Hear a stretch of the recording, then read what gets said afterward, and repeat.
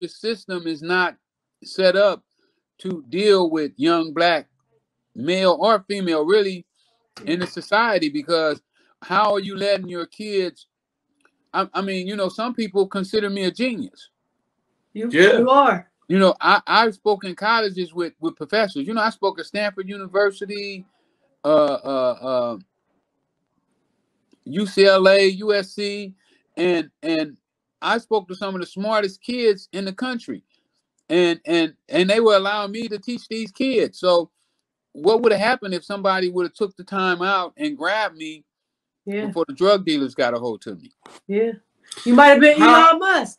You might have been shooting us into space right now. You might have been on Tesla. You know what I'm saying? How did that happen? Like, you know what I mean? I just want to ask that, if you would talk about it. How did you make that connection? You know what I mean? Well, I mean, when you sit there, I thought that I would never be able to read. I thought I was ignorant, dumb, and that reading was just too over my head, too much for me. Why though? If I can ask you, I'm sorry to compound the question with a question, but why? Was it because of school? Like, what made you even feel like that? Was it the system? Well, the first thing is if you don't do well in school, you're gonna be labeled a dummy, and there could be other issues why a kid is not doing well in school. He may not relate to the teacher, or she may not relate to the teacher. Maybe having problems at home.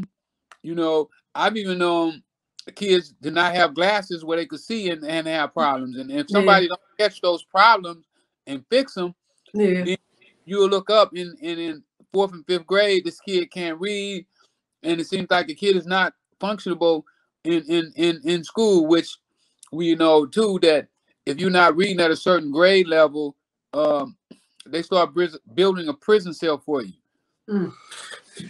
I understand that, but my question was, how did you make the connection to blow you up like that? I mean, you're a guy out of California, like you said, you ain't got much money. How did you make that connection? Well, basically what I did is I practiced what I later found out was compound interest. And we were so poor that if I would have bought a new pair of pants, my mama would have knew it. So what I did is I just stacked all my money. I kept stacking my money, reinvesting it back into the game, and it just kept growing. And I later found out that your money works harder than you work. Like when you go to bed at night, if you invested your money in the right things, your money will keep working. It'll keep growing while you sleep. And it's the same thing with dealing drugs.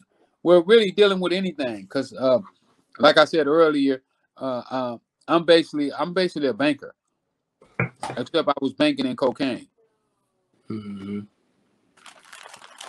Yeah. Well, wait. Then let me ask this then, because you talk a lot about how you had to stack your money. I just got to know out of curiosity, what is one of the most expensive purchases that you actually indulged in your lifespan, where you was at the head of your prime of your time? Did you really buy that plane? Did you buy the plane? Did you get the boat? Did you get a yacht? Now, I bought the most expensive thing I've ever bought was a movie theater. I bought a motel. Well, really, I almost had 4 motels. I was in the process of building 4 motels. Those were the most expensive things I bought. I spent my money more on real estate than on cars and planes and clothes. I didn't really care about clothes. I'd rather look like I don't have any money than to look like I have money and don't have it. I feel that. Right. I respect that. Smart. I ain't know that. So you 1985, right? How much a person got to buy to deal with Freeway Ricky Ross? Well, it really depends on who you were. I mean, if you was one of my homies, you could be buying an ounce, and I would serve you. That was a fan question, and somebody just wanted some money. Somebody said, "I bet you it's an ounce." Somebody else said a kilo. My guess was 10 keys. So that was the biggest question that we had. Like, well, how much? What's the lowest you could cop from Freeway? Like, you know what I mean? No, but see, I didn't really deal like that. I didn't really care how much it was. It was who it was. You know, I was more of who I'm dealing with than what quantity of dope they bought. Because you know, if a guy could handle an ounce, I would give him 10 keys. Yeah. Damn. Let me turn so make sure that it don't get too dark in here. Let me get some. With that pressure, you said apply that pressure. I know, that was a question. That was one of the questions that we had to get. That was one from my daddy. My dad said an ounce he wanted. My brother said a key. I said 2. Oh, gee. It was like Burford. It was like the rightest to the wrongest, the oldest to the youngest. That is so funny. I can't wait to tell Pops he was right. He gonna be like, I knew, you know, Pops. I told you, boy.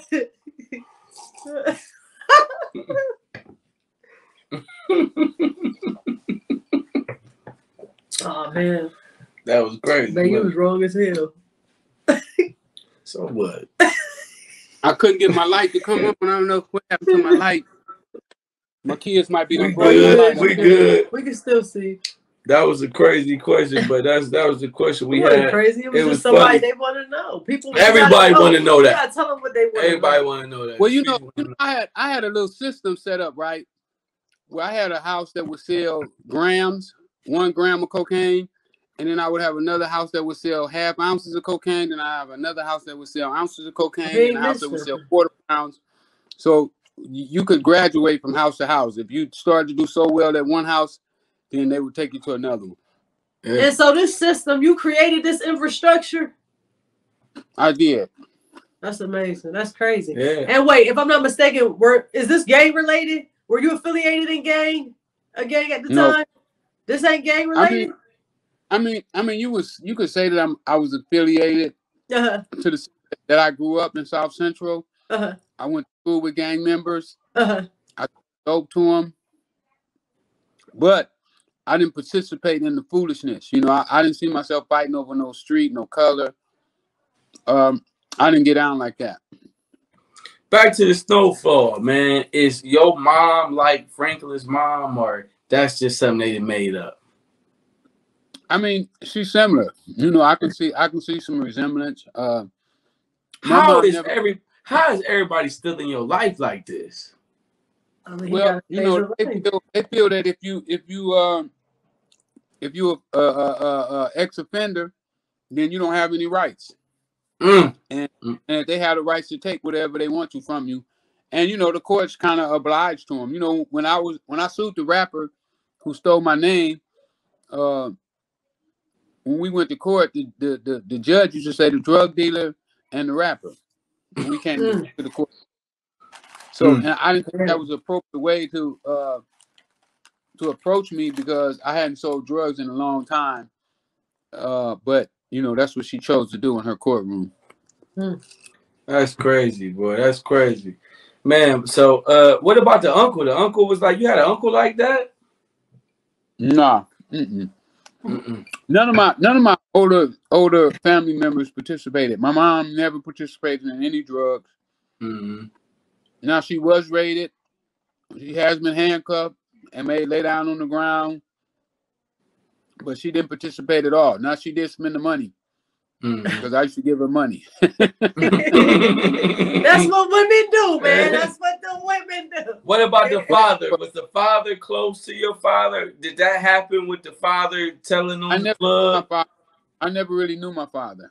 Okay, so all that was fabricated. Yep. But for the most part, they pretty much took it, added on to it, but took the meat and potatoes of your life, as some would say, the main dish, the main course. I ain't gonna lie to you. Sprinkled it with a little, you know, that's how it is. I'm not gonna lie to you, Freeway Rick. I don't understand. I can't see how 4 rappers take your name, a production team take your whole life story, and you, the calmest, cool, collective dude about it. It's like you just don't care. It's like you cool. I mean, I would be going crazy. I mean, well, I got so much more. You know, when you don't have much, you can't give much. You know, I have a lot. I'm in the weed business right